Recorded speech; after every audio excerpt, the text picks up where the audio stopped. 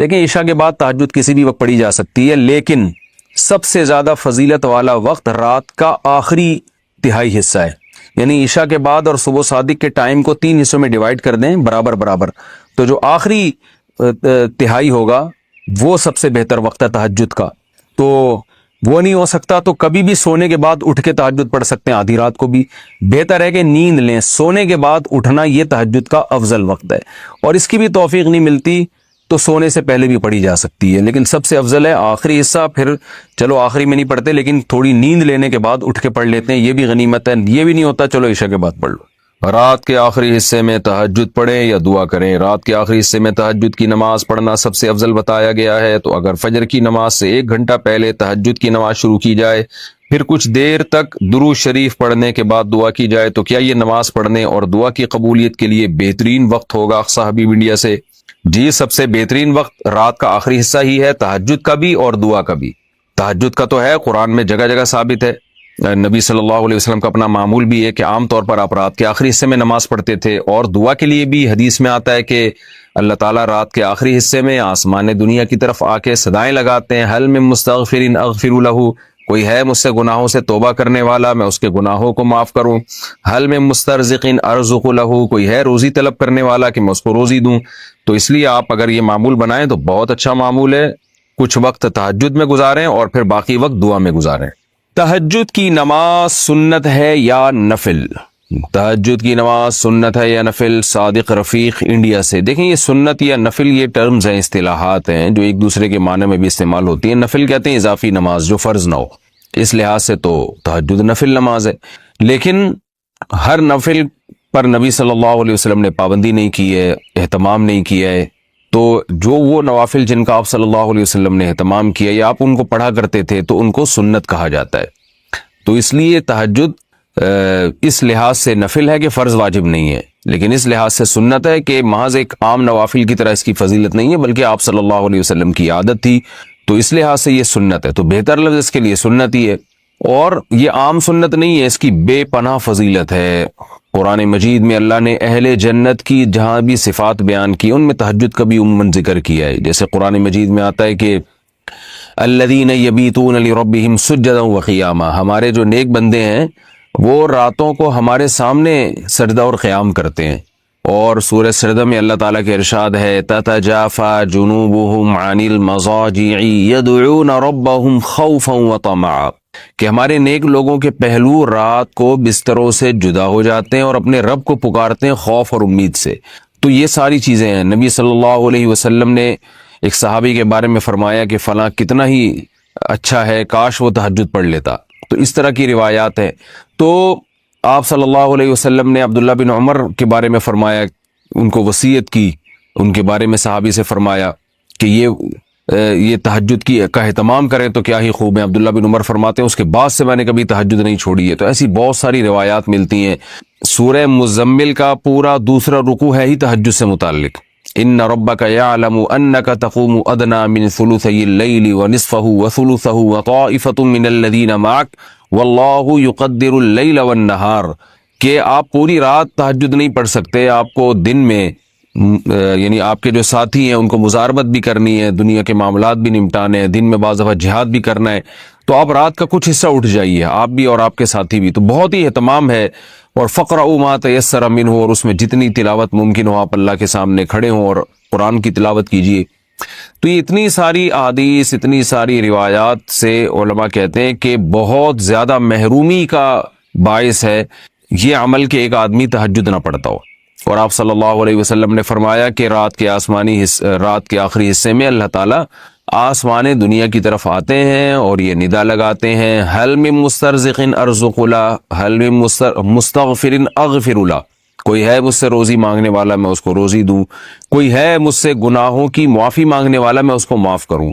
تو اس لیے رات کو جلدی سونا چاہیے، اور تہجد میں رات کے آخری حصے میں جو تہجد کا ٹائم ہے جو سب سے اچھا ٹائم ہے، ویسے تو کسی بھی وقت رات کو پڑھی جا سکتی ہے، لیکن سب سے افضل ٹائم ہے کہ آپ سوئیں اور سونے کے بعد رات کے آخری حصے میں اٹھیں اور اس وقت راز و نیاز کریں, اللہ کے سامنے دعائیں مانگیں. بہت زیادہ اس وقت دعائیں قبول ہوتی ہیں اور نماز کا بہت ثواب ہوتا ہے. ان قرآن الفجر کان مشہودا. تہجد کے بعد کچھ دیر سونا کیا سنت ہے؟ راشد صاحب لاہور سے پوچھتے ہیں, جب ہم تہجد کے لیے اٹھتے ہیں اور تہجد کے بعد تھوڑی دیر کے لیے لیٹ جاتے ہیں تو لیٹ جانا سنت ہے یا سو جانا سنت ہے, اور یہ سنت ہے یا نہیں, اس بارے میں رہنمائی فرمائیں. جی ہاں بھائی, سنت ہے. رسول اللہ صلی اللہ علیہ وسلم تہجد کی نماز کے بعد کچھ دیر ہلکی نیند لیا کرتے تھے, کیونکہ وہ وقت تھوڑا سا ہی ہوتا ہے, تو تھوڑی دیر آپ سویا کرتے تھے. جب حضرت بلال اذان کہتے تھے, فجر کا وقت داخل ہوتا تھا, تو نماز سے تھوڑی دیر پہلے آپ آرام فرمایا کرتے تھے. قرآن کہہ رہا ہے اقیم الصلاۃ لدلوک الشمس. پیچھے قرآن نے تذکرہ کیا کہ رسول اللہ صلی اللہ علیہ وسلم پر اتنا زیادہ مشرکین کا دباؤ ہے کہ قرآن کہتا ہے کہ اگر ہم آپ کو ثابت قدم نہ رکھتے تو آپ بھی ان کی طرف مائل ہو جاتے. تو ظاہر ہے بہت سخت دباؤ اور جبر ہے آپ کے اوپر, تو ایسے موقع پہ ایسا کام کرنے کی ضرورت ہے جس سے آپ کو ثابت قدمی ملے اور اللہ کا قرب حاصل ہو. تو اس کا سب سے بہترین طریقہ قرآن کہتا ہے نماز ہے. یعنی اے نبی صلی اللہ علیہ وسلم, آپ نماز کو مضبوطی سے تھامیے تاکہ آپ کو ثابت قدمی ملے, آپ کو اللہ کا قرب ملے. کیونکہ جس اللہ کے لیے کام کیا جا رہا ہے نا, جب تک اس اللہ سے رشتہ مضبوط نہیں ہوگا تو اس کام میں آپ ثابت قدم نہیں رہ سکتے. اور اللہ سے رشتہ مضبوط کرنے کا سب سے بڑا ذریعہ نماز ہے. اس لیے قرآن کہتا ہے اقیم الصلاۃ, آپ نماز قائم کیجئے, لدلوک الشمس, سورج کے ڈھلنے کے وقت. سورج کب ڈھلتا ہے؟ جب بالکل بلندی پہ جا کے ڈھلنا شروع ہوتا ہے تو ظہر کا وقت شروع ہوتا ہے. الی غسق اللیل, رات کے اندھیروں تک. یعنی اس میں 4 نمازیں آ گئیں. سورج جب ڈھلتا ہے نا, بالکل بلندی پر ہوتا ہے, تھوڑا سا ڈھلتا ہے ظہر کا وقت, مزید ڈھلان پیدا ہوتی ہے عصر کا وقت, مزید ڈھلتا ہے مغرب کا وقت, اور پھر الی غسق اللیل, سورج تو غائب ہو جاتا ہے مغرب کے بعد, پھر رات کے اندھیرے میں یعنی عشاء کا وقت. وقرآن الفجری, اور فجر کے وقت میں, فجر کی تلاوت کے وقت میں. تو قرآن میں اشارہ کر دیا کہ اصل تلاوت کا وقت ہے ہی فجر کا. آج بعض اماموں کو ہم نے دیکھا فجر میں بڑی مختصر تلاوت کرتے ہیں, یہ بالکل غلط ہے.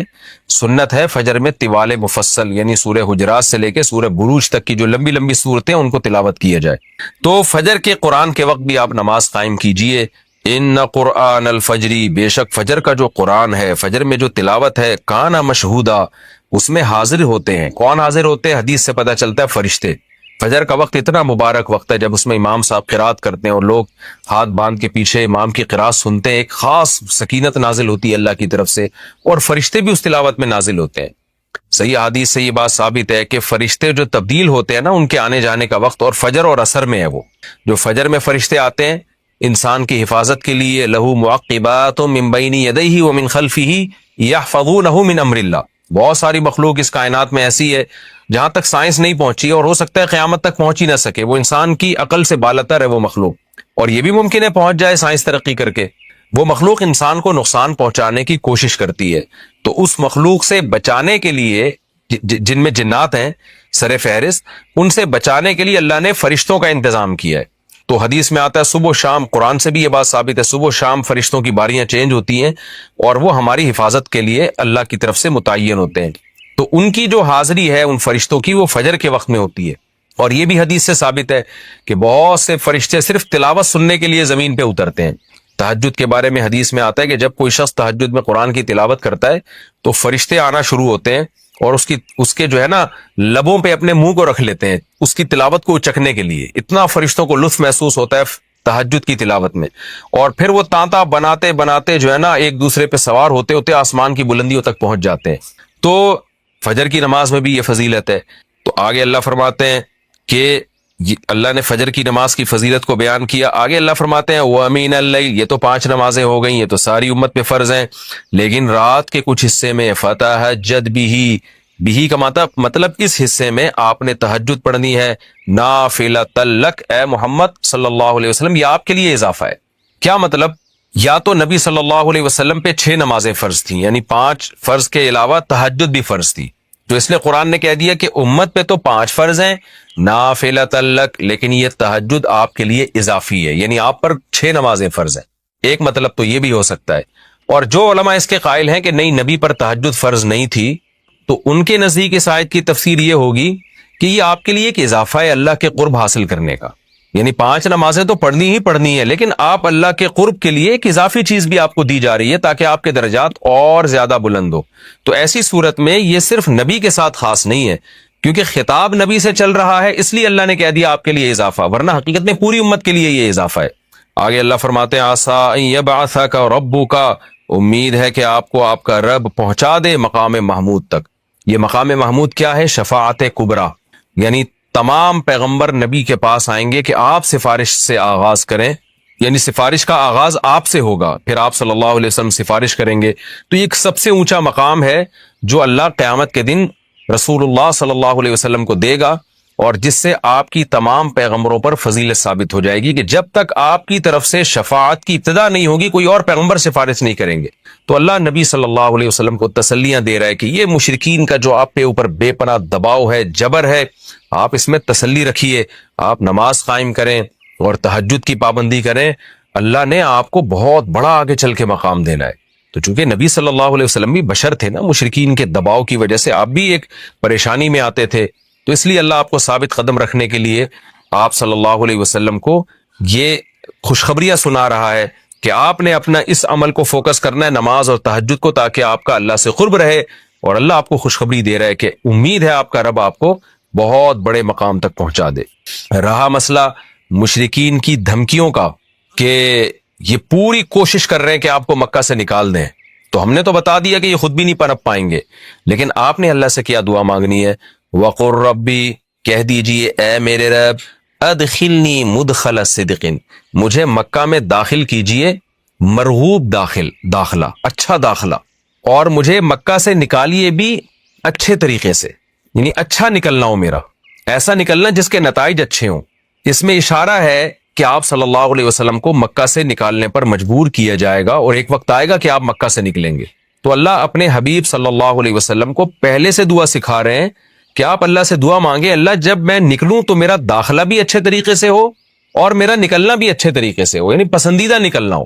سوال پیدا ہوتا ہے نکلنے کا عمل تو پہلے ہے اور مکہ میں داخلے کا عمل بعد میں، تو نکلنے کا تذکرہ پہلے ہونا چاہیے کہ اللہ مکہ سے مجھے اچھی طریقے سے نکال، اور مکہ میں مجھے داخل بھی اچھے طریقے سے کرنا، تو داخلے کا تذکرہ پہلے کیوں؟ تو اس میں بلاغت کا ایک نقطہ ہے کہ پیغمبر کا بنیادی مقصد وہ ہدف ہے جو پیغمبر دنیا میں لے کے آئے ہیں، تو اس کی آغاز تو مکہ سے کرنا ہے جس میں آپ کو بھیجا گیا، جو ابراہیم علیہ السلام کا شہر ہے، جہاں بیت اللہ ہے، اسلام کا مرکز تو اس جگہ سے بننا ہے۔ تو اس جگہ سے اگر نکالنا ہی مقصد ہے تو یہ جگہ تو رہ گئی نا پھر جو ابراہیم علیہ السلام کا مرکز اور ابراہیم علیہ السلام کی دعائیں تھیں۔ تو اس لیے اصل مقصد تو یہ کہ مکہ میں داخل میں اچھے طریقے سے ہوں، جو پیغمبر کا مقصد تھا دنیا میں آنے کا، مکہ فتح کر کے داخل ہوں، یہاں مجھے غلبہ ملے، اور یہاں میرا جب داخلہ ہو تو ایسا داخلہ جس کو میں پسند کروں۔ یہ جو ابھی میں مکہ میں کہیں سفر سے جا کے واپس آتا ہوں، یہ داخلہ وہ داخلہ نہیں ہے جو میں چاہتا ہوں۔ تو چونکہ مکہ سے نکلنا مقصد نہیں ہے، نکالا اس لیے جا رہا ہے تاکہ داخلہ ایک طاقت کے ساتھ ہو اور اچھے طریقے سے داخلہ ہو، اس لیے اس داخلے کا تذکرہ پہلے کیا جا رہا ہے۔ ہاں وہ داخلہ اس وقت تک ممکن نہیں ہے جب تک مکہ سے ایک دفعہ آپ کا خروج نہ ہو، تاکہ مدینہ میں ریاست بنے اور آپ 10,000 کا لشکر لے کر فاتحانہ انداز سے مکہ میں داخل ہوں، اور جس مقصد کے لیے اللہ نے آپ کو بھیجا تھا وہ مقصد پورا ہو۔ تو وہ مقصد نکلے بغیر پورا ہو نہیں سکتا، اس لیے نکلنے کا تذکرہ کر دیا، ورنہ اصل مقصد تو یہ ہے کہ اللہ میں مکہ سے نکلنا نہیں چاہتا، میں مکہ میں داخلہ چاہتا ہوں۔ داخلہ ایسا ہونا چاہیے مدخل صدق، سچا مرغوب داخلہ ہونا چاہیے۔ چنانچہ اللہ نے آپ کی دعا قبول کی، اور جب نبی مکہ میں داخل ہوئے نکلنے کے بعد تو کیسا بہترین آپ نے کا داخلہ ہوا کہ 10,000 کا لشکر لے کر آپ گئے، اور مشرکین مکہ آپ سے معافی کی بھیک مانگ رہے تھے۔ تو یہ مکی آیتیں اس وقت تو ظلم کے پہاڑ توڑے جا رہے تھے، لیکن پیغمبر سے اس طرح کی دعائیں کروائی جا رہی تھیں، وَأَخْرِجْنِي مُخْرَجَ صِدْقٍ، اور اللہ مرغوب نکلنا ہو، یعنی جب میں نکلوں تو بھی میرا اچھا ٹھکانہ ہو۔ چنانچہ آپ کا نکلنا بھی بڑا اچھا ہوا کہ پورا مدینہ آپ کے استقبال میں کھڑا ہوا تھا، اور طلع البدر علینا من ثنیۃ الوداع، یہ جو ترانے ہیں یہ مدینہ کی بچیاں آپ کے استقبال میں پڑھ رہی تھی۔ تو آپ کا نکلنا بھی اچھا ہوا، یعنی مدینہ میں داخلہ جو مکہ سے نکل کے، اور پھر جو مکہ میں آنا وہ تو اس سے بھی زیادہ عزت اور شان کے ساتھ ہوا۔ وَاجْعَلْ لِي مِن لَّدُنْكَ سُلْطَانًا نَصِيرًا، اور اللہ تو بنا دے میرے لیے اپنے پاس سے زبردست طاقت جس میں میری مدد ہو، غلبہ دے دے مجھے مشرکین پر۔ یہ بھی مستقبل کی دعا ہے جو ان حالات میں نبی سے منگوائی جا رہی ہے، اور اللہ نے آپ کی ساری دعاؤں کو قبول کیا، سلطان نصیر بھی دے دیا آپ کو، غلبہ بھی دے دیا مکہ پہ، ایسا غلبہ جس میں اللہ کی مدد تھی، اور وہ کمزور غلبہ نہیں تھا، طاقتور غلبے کو سلطان کہا جاتا ہے۔ اور مدینہ میں جانا بھی آپ کا پسندیدہ ہوا، اور مکہ میں آنا بھی آپ کا پسندیدہ ہوا۔ اور اے نبی آپ یہ بھی کہہ دیجئے جاء الحق، حق آ چکا ہے، وزہق الباطل، اور باطل فنا ہو چکا ہے۔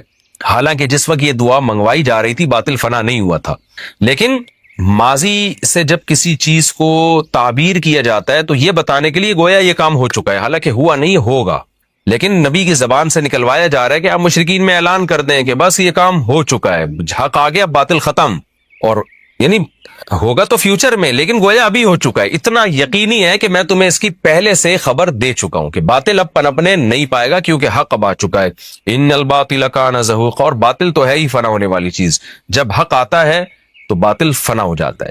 نبی صلی اللہ علیہ وسلم جب مکہ مکرمہ میں داخل ہوئے نا، تو آپ بتوں کو چھڑیوں سے گراتے تھے، چھڑی سے مکہ میں داخل ہو کے 360 بت کو ایک ایک کر کے چھڑی مارتے تھے، اور وہ بت الٹے لڑکتے تھے۔ تو آپ اس موقع پر یہ آیت پڑھ رہے تھے کہ جاء الحق وزہق الباطل ان الباطل کان زہوقا۔ کیا کیفیات بنتی ہوں گی صحابہ کی اور پیغمبر کی اس وقت کہ جو خوشخبری ان کو 13 سال پہلے دی گئی تھی، کئی سال پہلے دی گئی تھی، اور یقینی دی گئی تھی کہ یہ ہو چکا، تو اللہ نے اپنی آنکھوں سے دکھا دیا کہ کیسے بتوں کو بیت اللہ سے نکالا جا رہا ہے، اور اللہ کے گھر کو کیسے شرک سے پاک کیا جا رہا ہے۔ وَنُنَزِّلُ مِنَ الْقُرْآنِ مَا هُوَ شِفَاءٌ وَرَحْمَةٌ لِّلْمُؤْمِنِينَ، اور قرآن کہہ رہے ہیں ہم قرآن نازل کرتے ہیں جس میں مومنین کے لیے شفا ہے۔ یعنی اے نبی آپ کی تسلی کے لیے اور بھی ہم بتائیں آپ کو کہ ہم یہ جو آیتیں نازل کر رہے ہیں نا، اس میں مومنین کو بھی شفا مل رہی ہے، ان کی اصلاح ہو رہی ہے شرک سے اور برے عقیدوں سے، اور مسلمانوں کے لیے یہ رحمت ہے، ان کو تسلیاں بھی مل رہی ہیں۔ وَلَا يَزِيدُ الظَّالِمِينَ إِلَّا خَسَارًا، اور ظالمین کے خسارے میں اضافہ ہو رہا ہے، کیونکہ ظالمین اس پر عمل نہیں کر رہے، حجت تمام ہو رہی ہے۔ وَإِذَا أَنْعَمْنَا عَلَى الْإِنسَانِ أَعْرَضَ وَنَأَىٰ بِجَانِبِهِ، قرآن کہتے ہیں ہم جب انسان پر احسان کرتے ہیں تو وہ اعراض کرتا ہے اور اپنے پہلو کو ہٹا دیتا ہے، نعمت ملنے کے بعد بجائے اللہ کے قریب ہونے کے اللہ سے دور ہوتا ہے۔ وَإِذَا مَسَّهُ الشَّرُّ، اور جب انسان کو کوئی مصیبت پہنچتی ہے كَانَ يَئُوسًا، تو مایوس ہونے لگتا ہے۔ یعنی انسان کے بارے میں شکایت کی جا رہی ہے کہ اس کا اللہ پر ایمان نہیں ہے۔ پیغمبر کا مقصد ہے اللہ سے جوڑنا، تو یہ جو مشرکین ہیں جو اللہ کو نہیں مانتے، یہ خوشیوں میں بھی اللہ کو بھولتے ہیں اور غم میں بھی اللہ کو بھولتے ہیں، اسباب کو دیکھتے ہیں زیادہ۔ جب اسباب کو آپ دیکھتے ہو اور پریشانی آتی ہے تو اسباب بتا رہے ہوتے ہیں پریشانی دور نہیں ہو سکتی، تو مایوس ہونے لگتے ہیں، ڈپریشن میں جاتے ہیں، اور جب خوشی آتی ہے تو اپنا کمال سمجھتے ہیں، لہذا اترانے لگتے ہیں اور خدا سے دور ہو جاتے ہیں۔ تو اے نبی ان سے کہہ دیجئے کل یعمل علی شاکلتہ، ہر شخص اپنی نیچر کے مطابق عمل کر رہا ہے۔ اچھے لوگ کیا کرتے ہیں کہ جب انہیں خوشی ملتی ہے تو شکر ادا کرتے ہیں، اور غم آتا ہے تو مایوس نہیں ہوتے، ان کو پتہ ہے غم اللہ دور کر سکتا ہے۔ فَرَبُّكُمْ أَعْلَمُ، تمہارا رب خوب جانتا ہے بِمَنْ هُوَ أَهْدَىٰ سَبِيلًا، کون ان دونوں فریقوں میں سیدھے راستے پر چل رہا ہے، جو غموں میں مایوس ہو اور خوشیوں میں اترانے لگے، خدا سے دور ہو جائے، وہ گمراہی والے راستے پر ہے، اور جو خوشیوں میں اللہ کے قریب آئے، شکر ادا کرے، اور غموں میں بھی اللہ کے قریب آئے کہ غم کو اللہ ہی دور کر سکتا ہے، مایوس نہ ہو، یہ سیدھے راستے پر ہے۔ اللہ خوب جانتا ہے کون سیدھے راستے پر ہے، یعنی اس میں اللہ نے اشارہ دے دیا کہ یہ لوگ سیدھے راستے پر ہے، تو ہمیں ایسا بننا چاہیے۔